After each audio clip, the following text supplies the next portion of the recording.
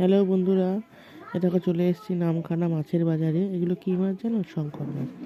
মাছগুলো দেখতে এত সুন্দর, আর এগুলো সব কিন্তু বিকালের টাটকা মাছ। মানে বিকালে যে ট্রলারগুলো এসেছে, সেই ট্রলারের মাছগুলো যেগুলো নেমেছে, সেই মাছগুলোই বাজারে এসেছে। মাছের বাজার দেখতে কার না ভালো লাগে বলো? আমার তো খুব ভালো লাগে। তো ভাই, আমি আর আমার বান্ধবীরা সব চলে গেছিলাম মাছের বাজারে। বলে চলো তোমাদের মাছ দেখে নিয়ে আসি। আমাদের বর্ধমান জেলায় এত মাছ শুধুমাত্র মানে পাওয়া যায় না।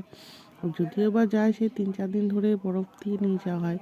এগুলো একদম ফ্রেশ টাটকা মাছ, সঙ্গে সঙ্গে মানে ট্রলার থেকে নেমেছে আর বাজারে ঢুকেছে। আমার তো খুব ভালো লাগলো। কত রকমের মাছ, কিছু কিছু মাছের তো নামও জানি না, কোনোদিন চোখেই দেখিনি। যাক, তোমাদের কার কার মাছ ভালো লাগে একটু জানাবে, একটু বলবে। আমরা বিকালে এসেছি সাধারণত লইট্টা মাছটা খুঁজতে, সকালে ভাই পাইনি। যদি লইট্টা মাছটা পাওয়া যায়, আমরা লইট্টা মাছই বলি। কত রকমের চিংড়ি মাছ দেখো, এ দেখো, যাক ঘুরে ঘুরে পাওয়া গেছে শঙ্কর মাছের চা। দেখো লইট্টা মাছ, লইট্টা মাছটা আমরা খুব ভালোবাসি। এই লইট্টা মাছটা কেনাকাটি চলছে। এই মাছটা নেব, কিছু সবজি বাজার করা আছে, সেগুলো করে নিয়ে আমরা চলে যাবো সবজি কিনতে। এলাম যখন তোমার সঙ্গে, তাহলে মাছগুলো একটু শেয়ার করি। মাছগুলো সত্যিই সুন্দর, দেখো তোমরা। তোমরা যদি কোনটা মাছ যদি চেনো, একটু জানাবে যে কোনটা কী মাছ।